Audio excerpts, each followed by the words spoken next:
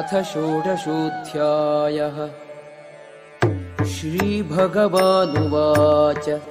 अभयं सत्त्वसंशुद्धिः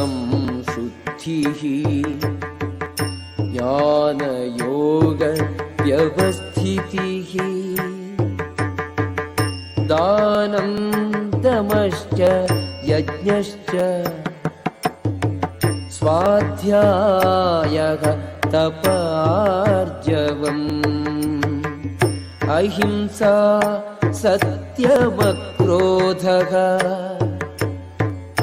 त्यागः शान्तिरपैशुनम्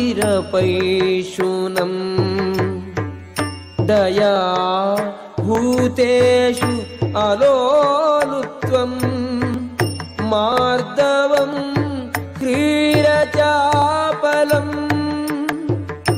तेजक्षमा धृतिः शौचम् अद्रोहो नाति मानिता भवन्ति सम्पदो दैवीम् अभिजातस्य भारत. പരമദിവ്യോത്തമ പുരുഷൻ പറഞ്ഞു, ഹേ ഭാരത, നിർഭയത, അസ്തിത്വത്തിന്റെ ശുദ്ധി, ആധ്യാത്മിക ജ്ഞാനനിഷ്ഠ, ദാനം, ആത്മനിയന്ത്രണം, യജ്ഞം, വേദപഠനം, തപസ്, ലാളിത്യം, അഹിംസ, സത്യം, ക്രോധമില്ലായ്മ, ത്യാഗം, ശാന്തി, പരദൂഷണത്തിൽ വെറുപ്പ്, സർവജീവികളോടും കാരുണ്യം, ലോഭമില്ലായ്മ, മൃദുല സ്വഭാവം, വിനയം, സ്ഥിരനിശ്ചയം, തേജസ്, ക്ഷമ, ധൈര്യം, ശൗചം, അസൂയാരാഹിത്യം, ബഹുമതിക്കുള്ള വാഞ്ചയില്ലായ്മ, ഇതെല്ലാം ദിവ്യപ്രകൃതിയാൽ അനുഗ്രഹീതരായ ദൈവികതയുള്ളവർക്കുള്ള ഗുണങ്ങളാണ്.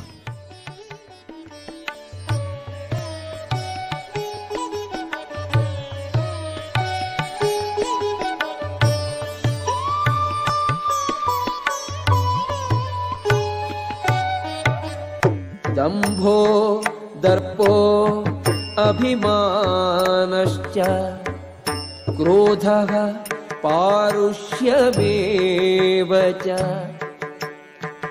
अज्ञानं च अभिजातस्य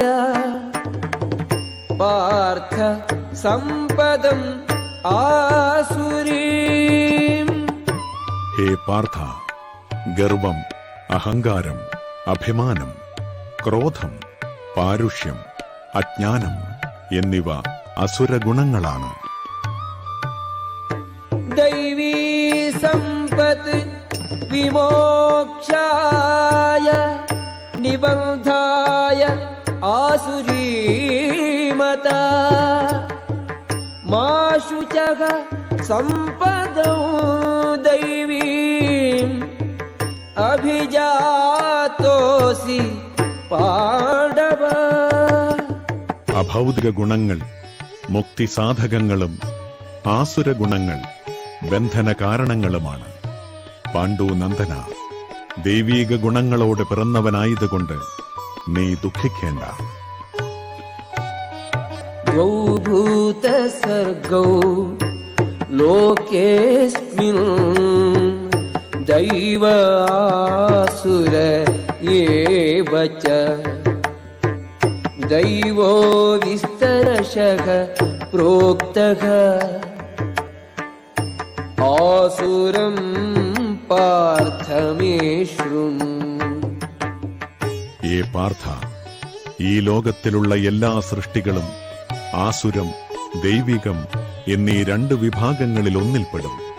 ഞാൻ ദൈവിക ഗുണങ്ങളെപ്പറ്റി വിസ്തരിച്ചു പറഞ്ഞുവല്ലോ.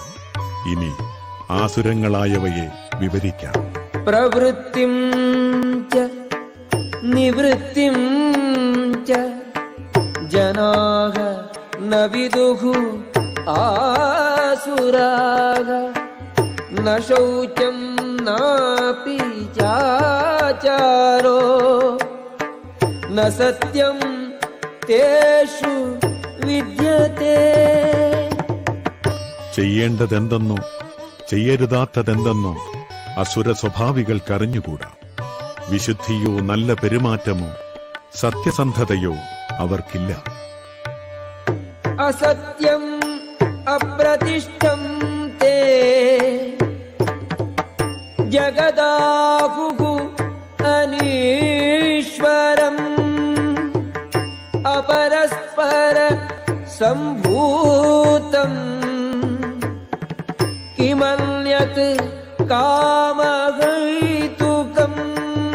ഈ പ്രപഞ്ചം അസത്യവും അടിസ്ഥാനരഹിതവുമാണെന്നും അതിന് നിയന്താവായി ഒരു ഈശ്വരനില്ലെന്നും അവർ പറയുന്നു. ലൈംഗികാഭിലാഷം മാത്രമാണിതിന്റെ ഉൽപ്പത്തിക്ക് കാരണമെന്നും കാമമല്ലാതെ മറ്റൊന്നും കാരണമായിട്ടില്ലെന്നുമാണ് അവർ പറയുന്നത്. ഏതാം ദൃഷ്ടിം അവഷ്ടഭ്യ നഷ്ടാത്മാനോൽപബുദ്ധയഃ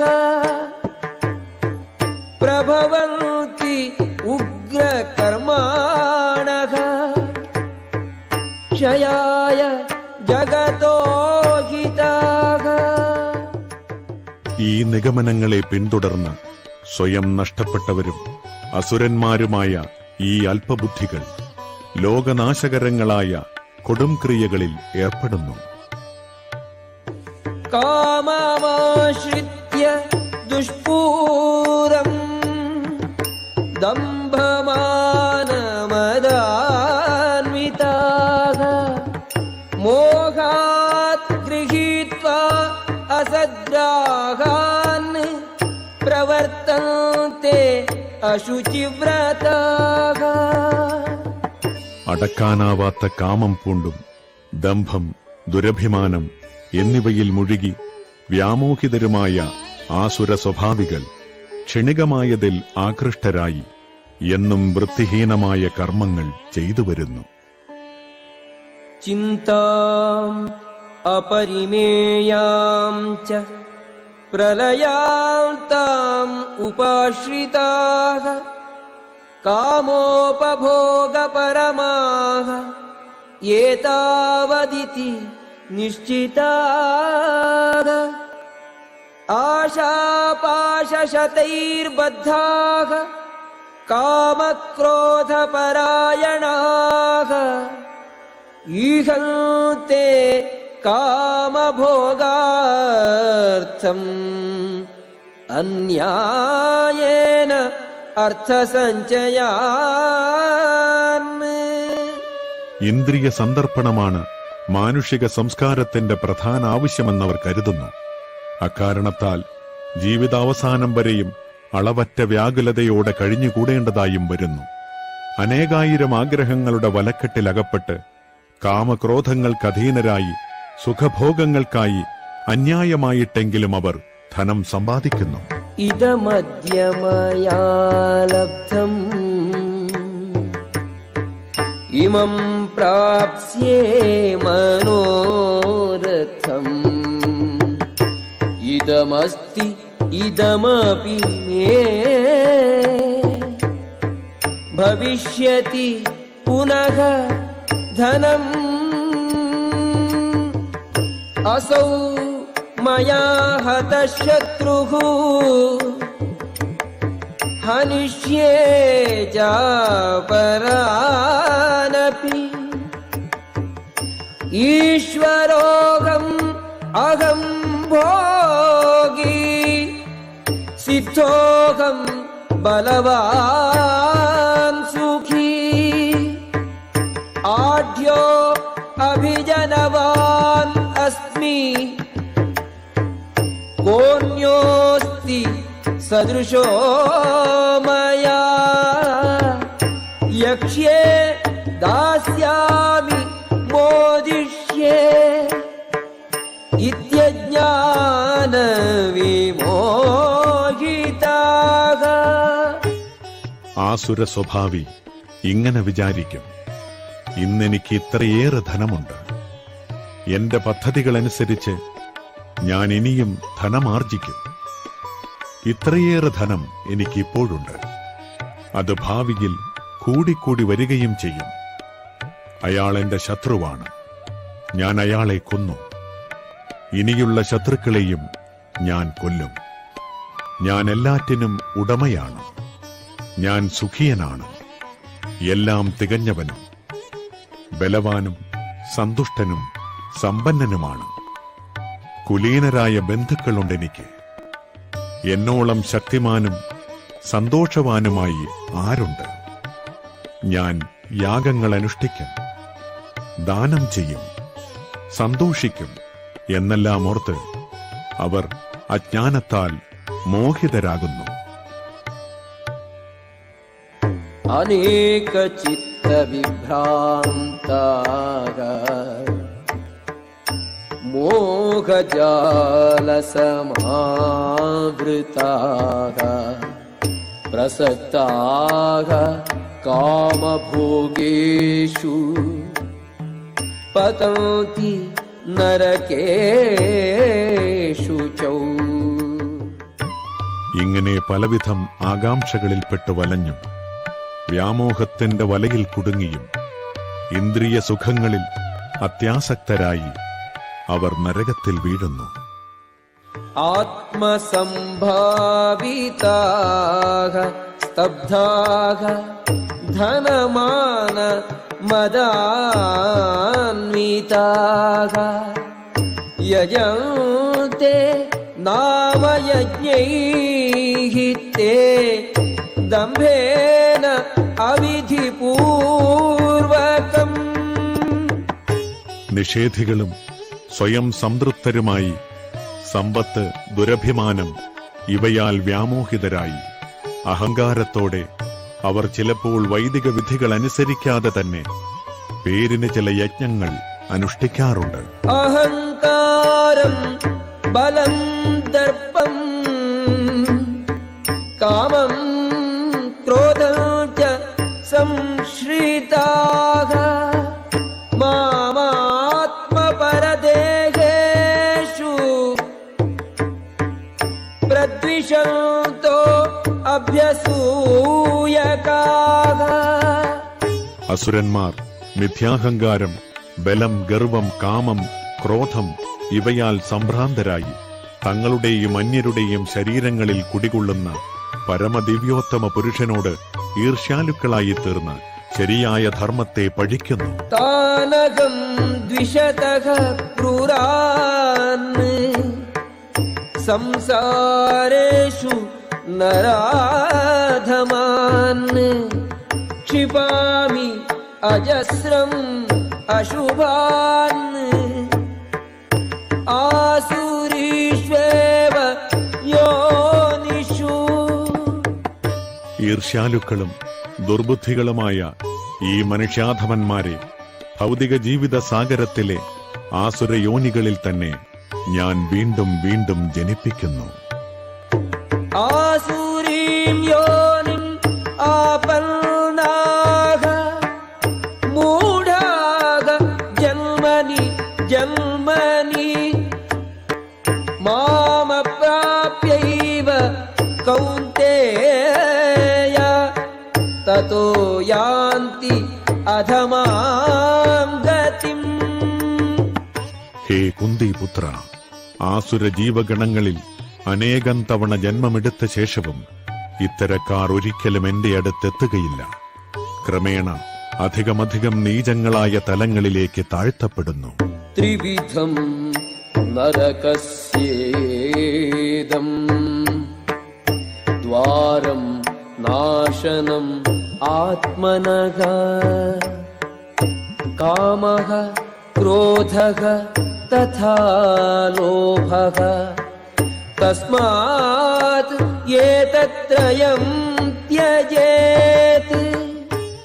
നരകത്തിന് കവാടങ്ങൾ മൂന്നുണ്ട്: കാമം, ക്രോധം, ലോഭം.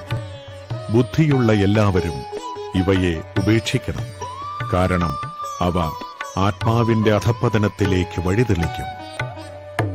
ഏതൈഃ വിമുക്തഃ കൗന്തേയ തമോദ്വാരൈഃ ത്രിഭിഃ നരഃ ആചരതി ആത്മനഃ ശ്രേയഃ തതോ യാതി പരാം ഗതിം. കുന്തിപുത്ര, ഈ 3 നരകദ്വാരങ്ങളിൽ നിന്നും രക്ഷപ്രാപിച്ചവർ ആത്മസാക്ഷാത്കാരത്തിനുതകുന്ന കർമ്മങ്ങൾ ചെയ്ത് ക്രമേണ പരമപദത്തിലെത്തും. യശാസ്ത്രവിധിമുത്സൃജ്യ വർത്തത്തെ കാമകാരതഃ ന സ സിദ്ധിം അവാപ്നോതി ന സുഖം ന പരാം ഗതിം. ശാസ്ത്രവിഹിതങ്ങളായ വചനങ്ങളെ കണക്കിലെടുക്കാതെ തന്നിഷ്ടം പോലെ പ്രവർത്തിക്കുന്നവർക്ക് പരിപൂർണതയോ പരമലക്ഷ്യപ്രാപ്തിയോ സുഖം പോലുമോ നേടാനാവില്ല. തസ്മാത് ശാസ്ത്രം പ്രമാണം തേ കാര്യാകാര്യവ്യവസ്ഥിതൗ ജ്ഞാത്വാ ശാസ്ത്രവിധാനോക്തം കർമ്മ കർത്തും ഇഹാർഹസി. എന്ത് ചെയ്യണം, എന്ത് ചെയ്യാൻ പാടില്ല എന്ന് ധർമ്മശാസ്ത്രങ്ങളുടെ അടിസ്ഥാനത്തിൽ ഒരാൾ മനസ്സിലാക്കണം. ഈ നിയമനിബന്ധനകൾ പഠിച്ചറിഞ്ഞ ശേഷം മാത്രം പ്രവർത്തിക്കുക. തന്മൂലം ക്രമേണ ഉന്നതി പ്രാപിക്കും. ഓം തത്സദിതി ശ്രീമദ്ഭഗവദ്ഗീതാസു ഉപനിഷത്സു ബ്രഹ്മവിദ്യായാം യോഗശാസ്ത്രേ ശ്രീകൃഷ്ണാർജുന സംവാദേ ദൈവാസുര സമ്പദ്വിഭാഗയോഗോ നാമ षोडशोऽध्यायः.